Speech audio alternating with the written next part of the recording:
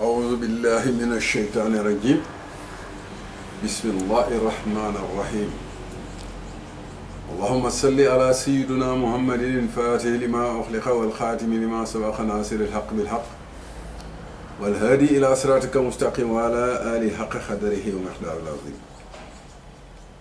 Chers concitoyens planétaires, nous sommes heureux, moi, Habibou Mbaye, et le groupe témoin qui est derrière, de poursuivre le dialogue avec vous sur ce canal de communication.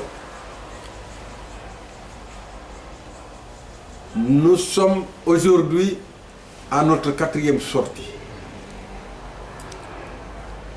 La première fois sortie, nous avons traité de l'identité divine. Nous avons fait 2 émissions là-dessus. Après, pour attaquer cette identité humaine, ce représentant de Dieu sur terre, nous avons éprouvé le besoin de faire une autre émission, c'était la 3e émission. Aujourd'hui, nous allons attaquer un sujet très complexe. L'homme. Cet être qui a le potentiel de pouvoir représenter le divin sur cette terre. Mais avant d'attaquer le sujet, nous remercions d'abord ce Dieu transcendant, celui qui, par sa miséricorde, a éprouvé le besoin de créer un univers et de mettre l'homme pour œuvrer là-dessus. La louange aussi est pour notre Seigneur Mohammed, ce représentant de la forme humaine qui, en modèle parfait, nous a communiqué le Coran pour pouvoir, dans les méandres de la vie, suivre le chemin édicté par notre Créateur. Chers téléspectateurs, ça fait donc notre 80e sortie et nous recevons beaucoup de questions ou bien des interpellations.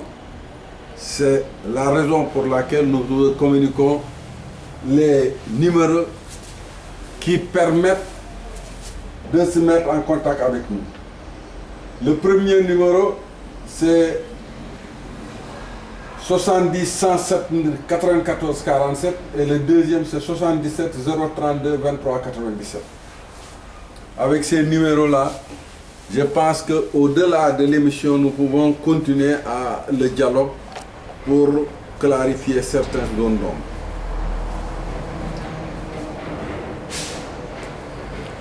Le sujet d'aujourd'hui, comme nous l'avions promis, c'est la sourate Al-Nas. Cette sourate est intitulée comme suit. Bismillahirrahmanirrahim. Khul a'unzu bi rabbin nas malikin nas illa inas min sharri waswasil khannas allazi yuwaswisu fi suduri nas min al jinnati wan nas. Comme vous le voyez, elle est constituée de 6 versets. 1, 2, 3, 4, 5, 6. Vous pourrez compter aussi le nombre de lettres. Elle est constituée de 81 lettres. Nous avons assez discuté sur le nombre 81 qui symbolise l'héritage.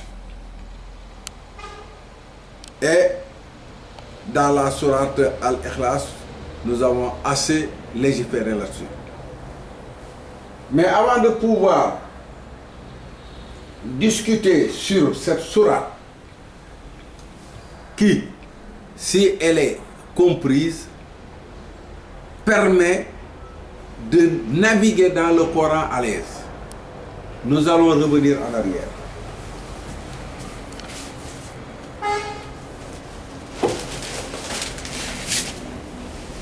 Mais, avant de pouvoir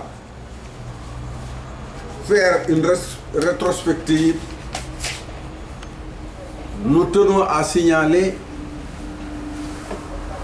le principe de la recherche que nous essayons de divulguer. Je vous signale qu'il y a deux types de recherche pour l'Africain dans la situation où l'on se trouve. Parce que l'Africain a été colonisé par deux entités. D'abord par les Orientaux qui nous ont amené la religion et par les Occidentaux qui nous ont amené la civilisation et la science.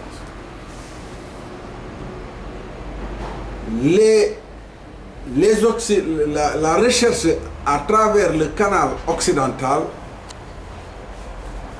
est plus connue actuellement parce que les intellectuels occidentaux commencent à battre en brèche tout ce qu'on a appris pour mettre en place ce qui peut être utile à l'homme actuellement, suivant par exemple les découvertes scientifiques. Par contre, avec la religion, malgré que c'est la religion qui a amené les éléments de science en Occident, la recherche dans ce domaine est pratiquement inexistante. Et la tentative que nous sommes en train de faire est de passer par le canal de la religion pour, à travers la religion du livre, apporter maintenant des trouvailles qui pourraient réveiller non seulement le monde africain, mais actuellement l'humanité entière.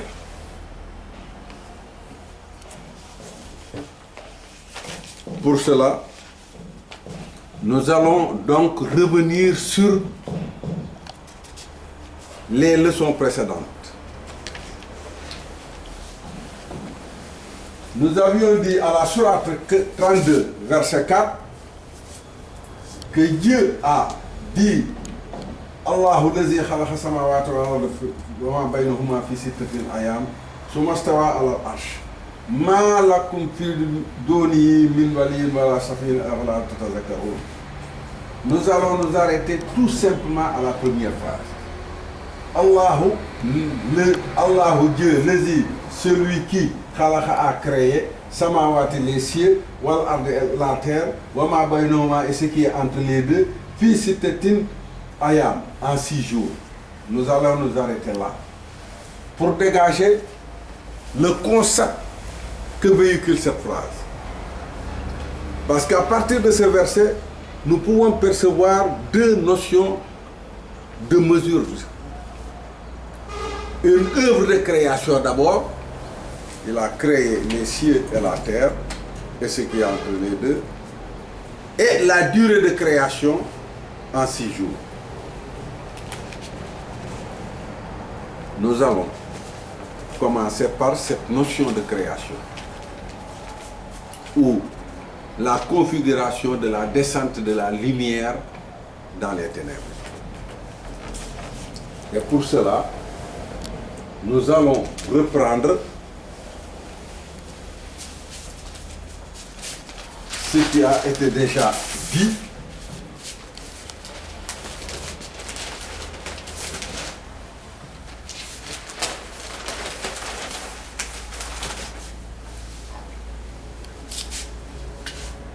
que si en haut se trouvent les cieux, en bas se trouve la terre. Donc les cieux, as-samawati, la terre,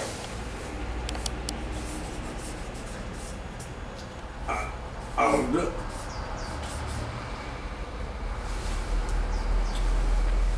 Et ce qui est entre les deux, Baina Huma. Ce Baina Huma nous donne une valeur de 108. Donc, les cieux, d'après les émissions déjà émises, c'est la position du divin. La terre, c'est la position de la créature. Et entre les deux, les cieux et la terre, ce qui est entre les deux se dit en arabe Bainahuma. Et Bainahuma prend la valeur de 108. Mais, nous pouvons dire donc que la position de Allah se trouve ici, avec une valeur de 66. Et au début, que ça soit maintenant dans le Coran ou bien dans la Bible, il n'y avait que Dieu. Il n'existait rien d'autre. Donc le processus de création,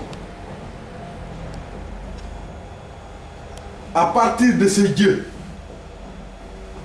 que l'on essaie de clarifier à partir de cette leçon d'As. Puisque la lumière se trouve ici, en haut.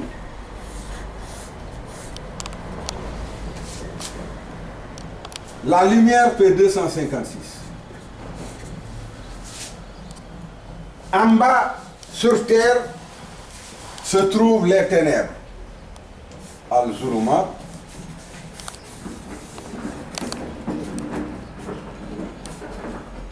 Avec une valeur de 1302.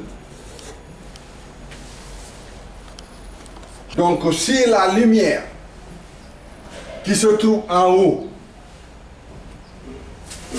dans sa descente, parce que ça c'est une réalité abstraite, dans sa descente vers la créature, traverse d'abord cette zone spirituelle que l'on peut comparer à Bainahuma.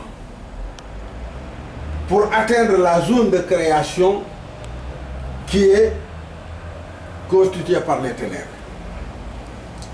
Donc, autant Bainahuma, dans le principe, fait une valeur de 108, dans sa matérialisation, si on fait le calcul, nous donne 1302 moins 256, ce qui nous donne 1046. Mais 1046 nous donne Shahada, le révélé. Donc tout ce qui a été révélé se trouve qui prend une valeur de 1046 qui est Shahadatun.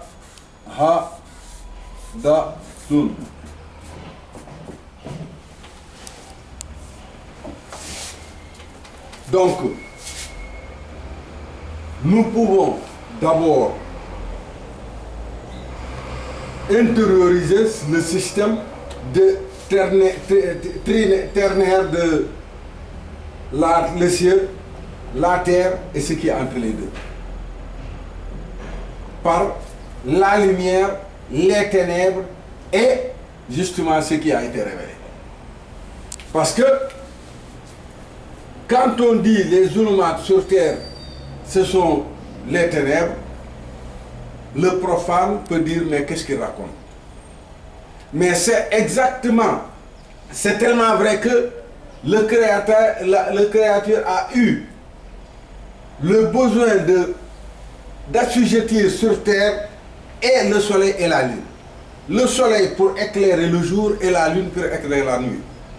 Mais si on retirait ces deux instruments, ce serait la nuit noire au point qu'on se s'entrechoquerait par exemple dans nos démarches. Dans nos mouvements sur terre. Mais nous, qui est la position supérieure de Dieu, quel concept on peut lui donner cette lumière-là divine?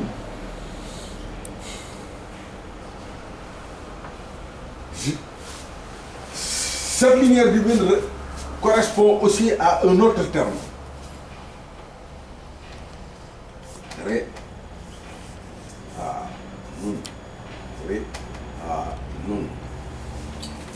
Qui est un défi.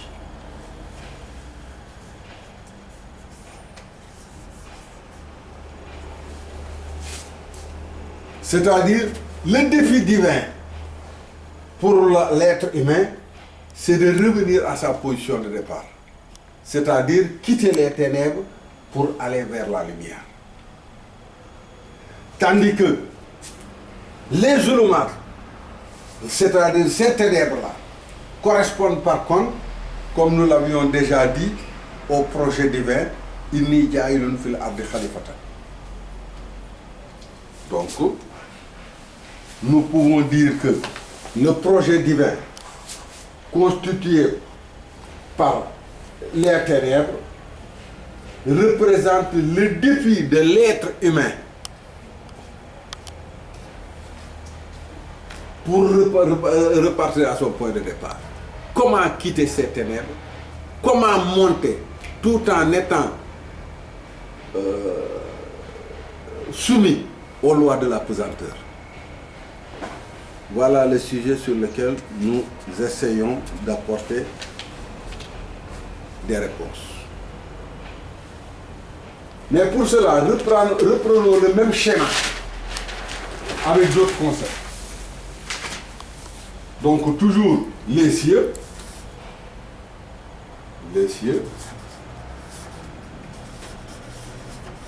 et toujours la terre.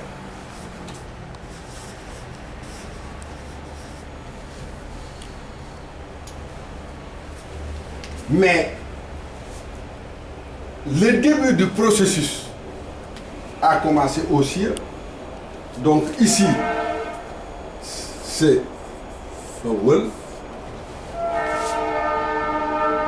le départ. Et sur la terre, c'est Akhir, l'arrivée.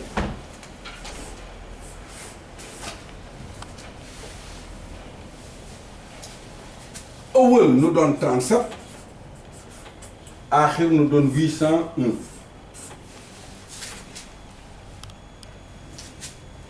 Donc, si baynahuma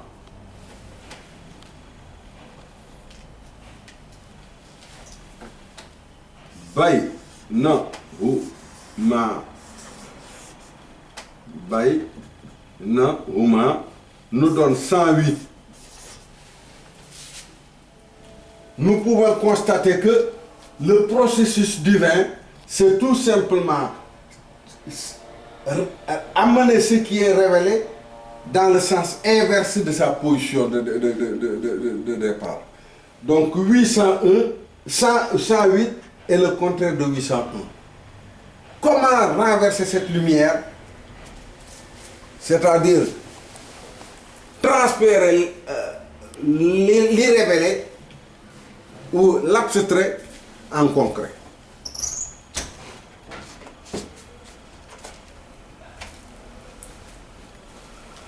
Si nous faisons la même opération que passé, c'est-à-dire 801 moins 37, nous obtenons 764. Mais 764, qu'est-ce que ça donne? On te dit ça correspond en langue arabe au corps élémentaire, Jismul Unsur. Mais ça correspond aussi à l'action d'ôter la lumière. Donc, Asaromou. Donc, le principe de cette énergie abstraite qui descend dans l'esprit pour se retransformer encore en matière, c'est ça le problème actuellement que rencontre l'être humain dans sa définition exacte. Donc si Awal correspond à Zakiyu, la pureté, Zakiyu, la pureté, mais Akhir correspond à Araha, c'est-à-dire écrire l'histoire de cette énergie. Écrire l'histoire de cette énergie. Mais l'être humain, donc dans sa fonction d'écrire l'histoire de cette énergie, constitue les éléments même de l'histoire. Donc il suffit tout simplement que l'être humain puisse ressortir sa propre réalité pour réécrire l'histoire du début à la fin.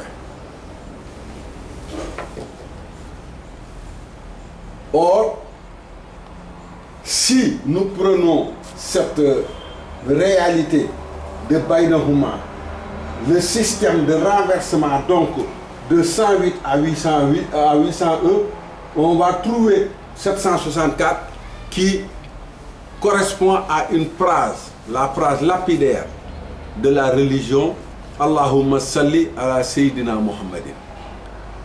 Donc, tout se joue donc au niveau de la forme humaine.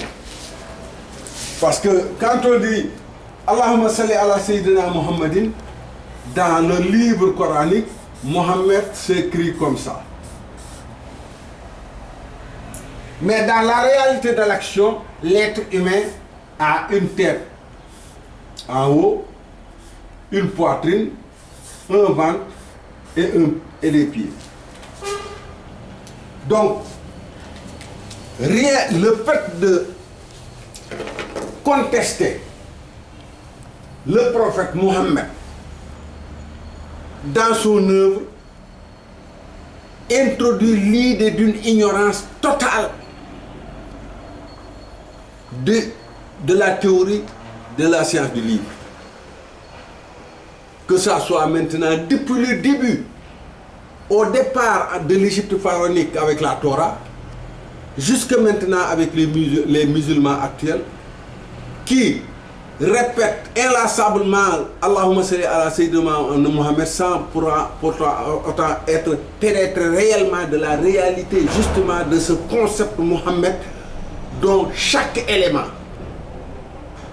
constitue une partie de cet ensemble de Muhammad. Dans la mesure où, si vous prenez dans l'alphabet, vous calculez le nombre, la valeur de Muhammad, il nous donne 92 éléments. C'est-à-dire le mime prend 40, le ha 8, le mime 40 et le dal 4. La somme nous donne 92 éléments. 92.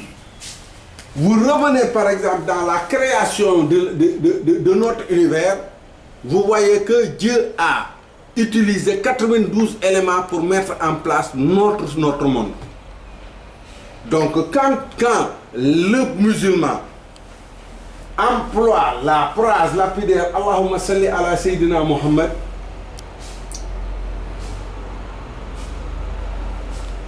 il introduit une idée de synonymie et d'homonymie, dans la mesure où l'homme en lui-même, étant ignorant de sa propre réalité, Dieu a eu recours à un élément éclairé qu'on appelle le dernier prophète, qu'on appelle Mohammed. Et dans le Coran, il nous dit que c'est votre modèle. Laqad kana lakum fi rasulillahi uswatun hasana. Donc, son parcours, son expérience, les idées émises, sa façon de vivre constitue pour tout être humain le seul chemin par lequel on peut justement passer des ténèbres à la lumière. maintenant ne pas comprendre et se braquer complètement là-dessus n'engage que ceux qui ne veulent pas progresser. Mais si l'action divine, comme on l'a dit dans la phrase de début, part du ciel vers la terre, une fois arrivé sur terre, le processus s'arrête. Donc le processus vertical part des cieux à la terre. Mais il part d'une réalité abstraite pour arriver à être une réalité concrète. Donc ici c'est de l'abstrait. Ici elle arrive pour être concret. Mais ce qui est concret, c'est notre monde, la terre, les arbres, les animaux, les hommes, tout ce qui est sur terre et qui représente en ce moment quelque chose qu'on peut toucher. Mais une fois ce processus terminé, l'être humain sur terre étant la créature la plus élaborée, comment doit-il faire pour retourner à son origine? Étant donné qu'il est enrobé d'une matière qui ne lui permet plus de s'envoler, quel système doit-il utiliser alors pour pouvoir quitter, tout en conservant donc sa matière, qui le cloue au sol, faire le voyage astral pour atteindre le Créateur? Donc nous allons attaquer l'axe horizontal, c'est-à-dire l'acte de la créature, l'axe où la créature œuvre. Parce que, je vous rappelle, ici, dans Ikhlas, je vous avais dit qu'il y avait la forme, c'est-à-dire une première réalité, une séparation et une deuxième réalité. Cette première réalité-là, c'est la réalité de l'homme enrobé de sa fonction et qui doit obligatoirement ressortir toute cette énergie-là sous forme de connaissance. C'est celui que l'on appelle l'homme créé à partir de la terre. Cette terre a une réalité de 181. Une fois coupé, arrêté, c'est-à-dire de Adam à Pharaon,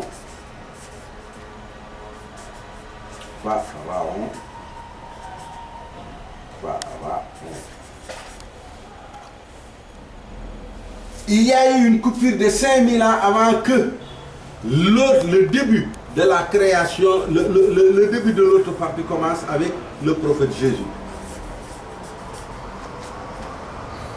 Et nous sommes actuellement à 2013 ans depuis sa descente.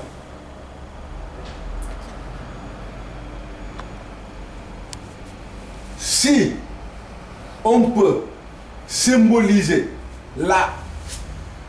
le savoir de la descente de l'énergie du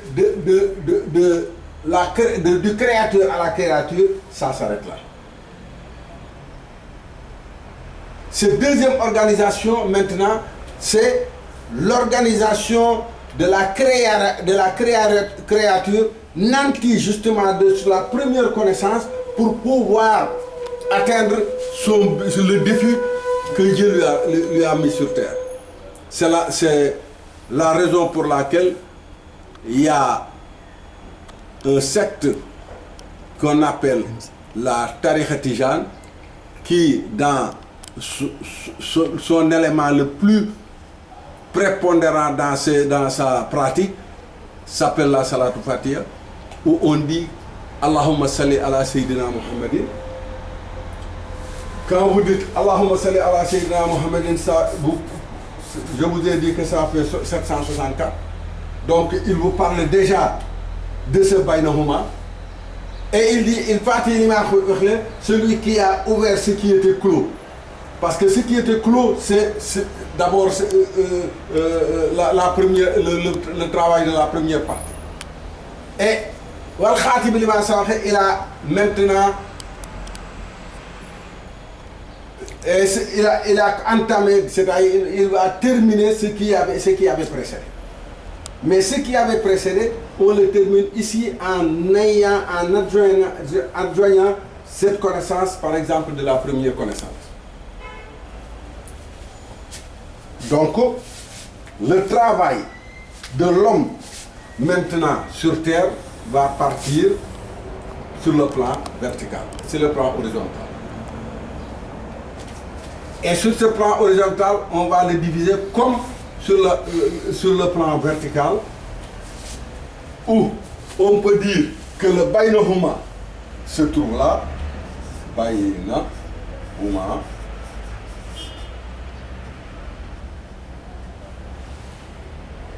et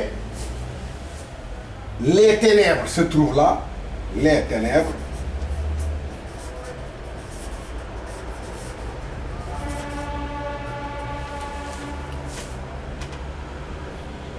donc il nous reste à naviguer vers la lumière.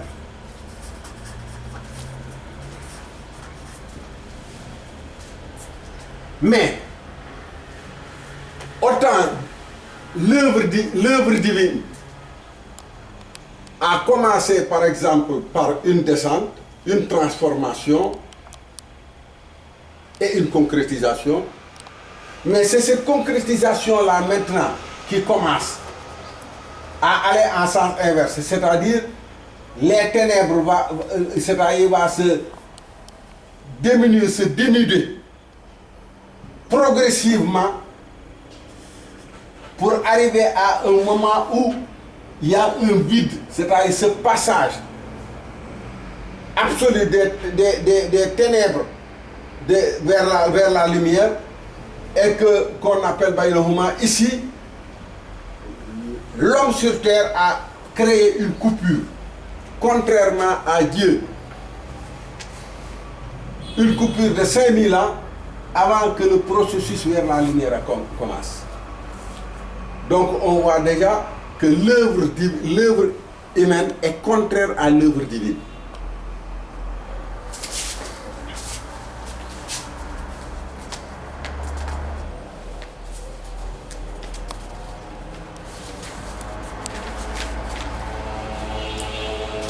Mais le processus de changement, comment Dieu l'a réalisé? Étant donné qu'il est tout à fait en haut, Allahu,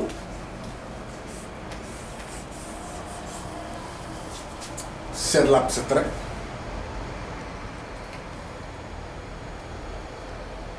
Pour se manifester, dans le concept même, par exemple, de la langue arabe, on ajoute l'article qui le définit. Donc, 66, Allahu, on ajoute l'article Al qui nous donne 31. Ça nous donne 97. Donc, la détermination de Allah nous donne 97. Mais au lieu qu'on dit Allahu, il revêt l'idée maintenant de temps. Zaman. Le temps.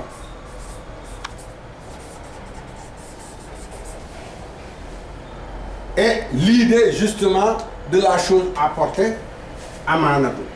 Amanatu. Amanatu.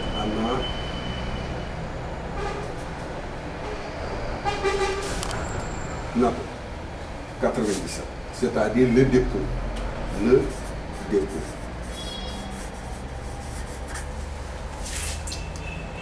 Mais étant donné que le temps est un concept abstrait,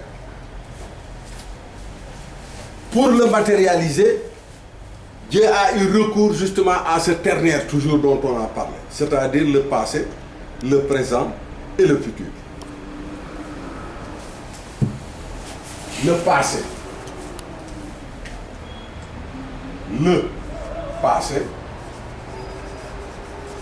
en arabe c'est dit Mata, et prend une valeur de 131. Le présent,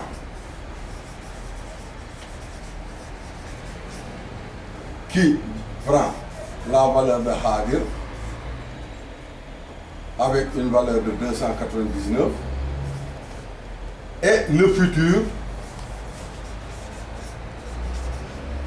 qui nous prend Mustaqbal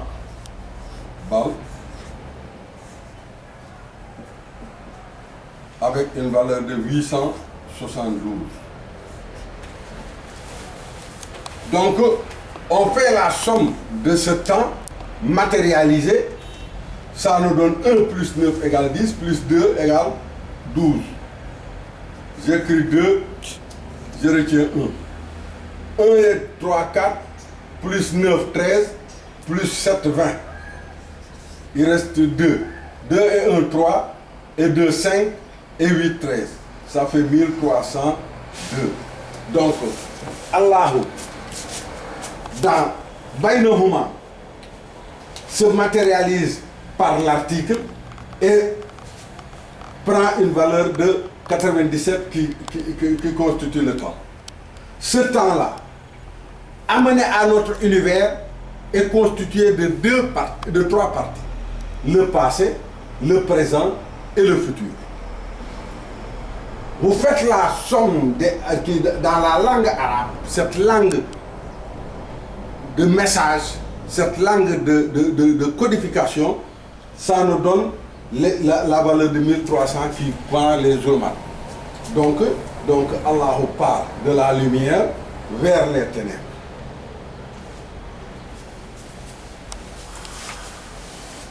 Maintenant, mais pour réaliser ça,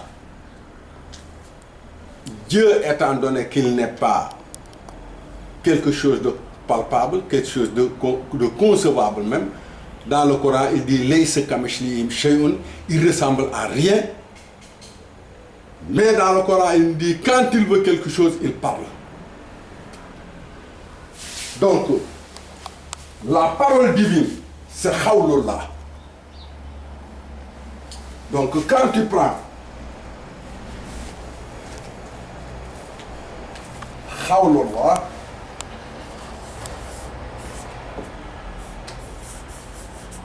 ça nous donne 136 plus 66, vous faites la somme, ça nous donne 202. Donc,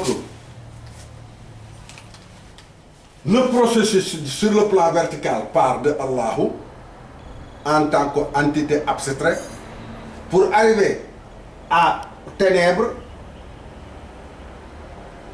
enrobé par exemple d'une parole. Donc tout le processus de création n'est qu'une parole divine. Et nous faisons partie de cette parole-là, chaque être humain. Au départ, avec Adam, une seule entité, pour arriver à 10 milliards d'individus sur Terre, tout cela ne constitue que la partie divine. Donc, ce 202 que l'on retrouve maintenant dans le vocable arabe de Rabbi.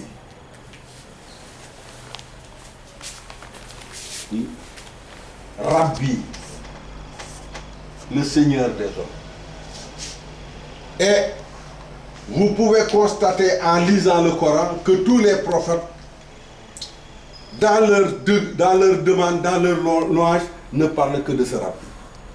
Rabbi Zidni ilman de Yante Allah Muhammad. Rabbana atina fi dunya hasanatan.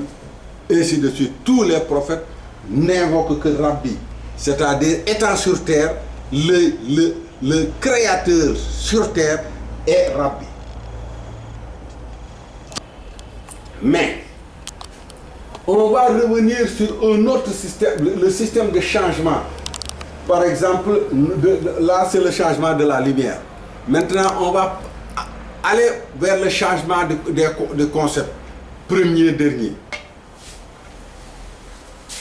Mais, Awal c'est 37. Akhir c'est 801. Mais, comment on peut changer ce système? Le processus a commencé par Awal. Mais quand il pénètre dans Baïnohuma, qui est le temps, il revêt maintenant un autre caractère. Et quand il arrive ici à 801, il devient Akhirozaman. C'est-à-dire le dernier, c'est-à-dire le temps dernier, le temps de la création, de la finalité de la création. Et quand vous écrivez, donc, Akhirozaman, on va l'écrire ici. Akhirozaman. Celui-là nous donne 801. Celui-là nous donne 97. Vous faites la somme, ça nous donne 898. Mais ce 898 correspond dans les 99 noms de Dieu au préservateur. Donc, ce Akhirozaman, pour se transformer, pour pouvoir se préserver, se transforme toujours en ternaire aussi. Mais quel ternaire? Un ternaire de couleur, de nuance. Parce que les seules couleurs au niveau du divin est constituées par 3 éléments. On va prendre une autre feuille pour que ça soit clair. Le rouge.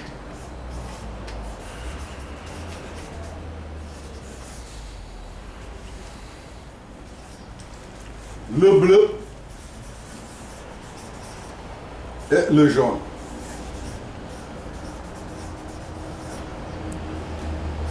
Le rouge en arabe, c'est dit Ahmar, prend une valeur de 249. Le bleu, c'est dit Arzakh, prend une valeur de 308. Et le jaune, c'est dit Asfar, et prend une valeur de 341.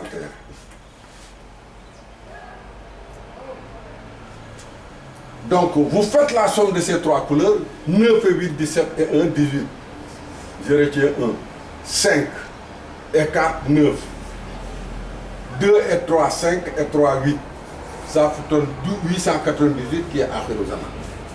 Donc, quand l'homme aura à manipuler ces 3 éléments pour pouvoir justement contrôler ce Akhirozaman.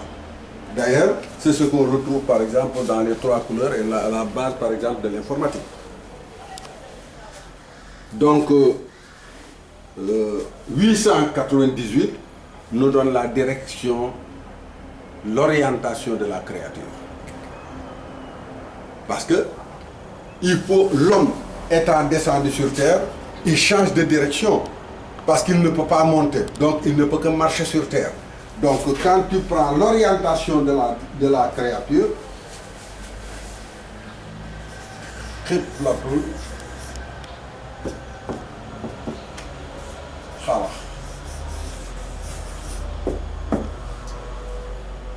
nous donne 898. Mais dans ces 898 là, chaque élément a une valeur. Vous prenez par exemple le jaune. Il nous donne une valeur de 341. Il représente hier. Quand vous dites Amsi hier, donc le passé, ça te donne 341. Il représente aussi comme j'avais dit dans cette tariqa dont je parlais tout de suite, la tariqa Tijane, la perle de la perfection, Jawharatul Kamal. Quand vous dites Jawharatul Kamal, ça te donne 341. Ça, c'est le jaune. Vous prenez maintenant le bleu.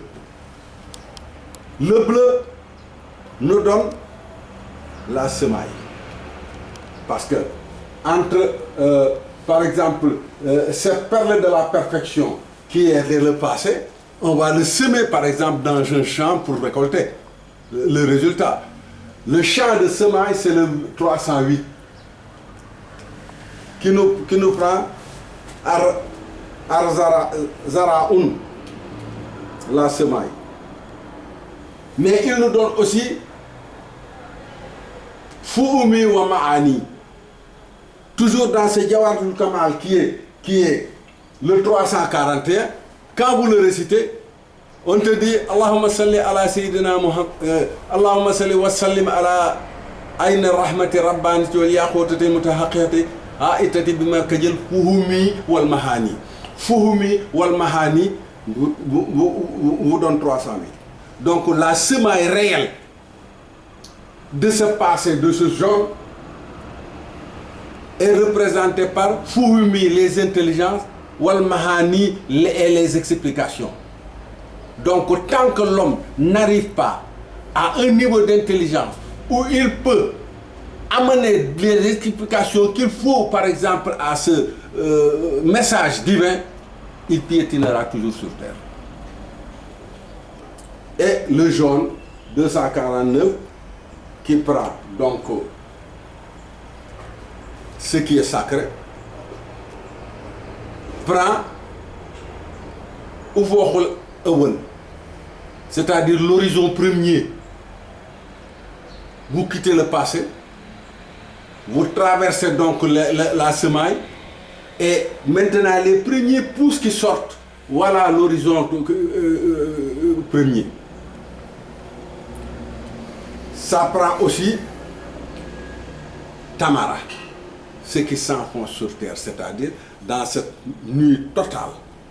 Ce qui s'enfonce sur terre, ça prend Tamara, c'est-à-dire 240 000. Et donc, ce système, c'est-à-dire ces concepts de couleurs qui définissent l'orientation de la création, est justement le principe même de la descente de Awal vers Akhir, en passant par le temps Zaman qui est Baynahuma. Voilà à peu près le principe maintenant de la descente verticale. Maintenant, il reste le principe de la marche de la créature, c'est-à-dire la configuration de marche. Mais cette configuration de marche, comme nous avons dit tout de suite,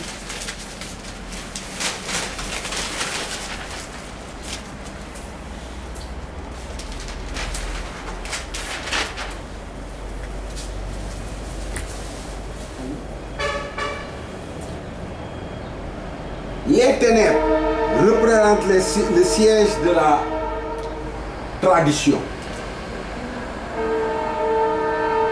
Ces ténèbres ont été étudiées dans son intégralité pendant des millions d'années à vase clos dans ce continent qu'on appelle l'Afrique. Donc, ici, c'est le début de la création, le début de l'action humaine, dans le sens vertical, comme Awal est le début de l'action divine, dans le sens de la descente. Donc, l'Afrique se trouvant un peu au centre de la Terre, donc, le mouvement va partir du centre vers la périphérie. Baynahuma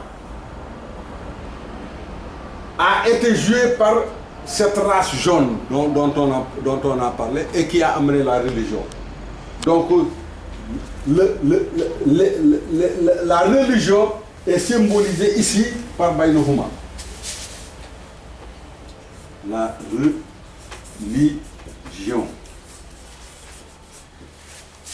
Et la civilisation, maintenant, par la science, disons, on va l'appeler la science tout court. La science. Qui va nous amener vers la lumière, vers cette lumière. Donc, le départ de l'action humaine va partir maintenant de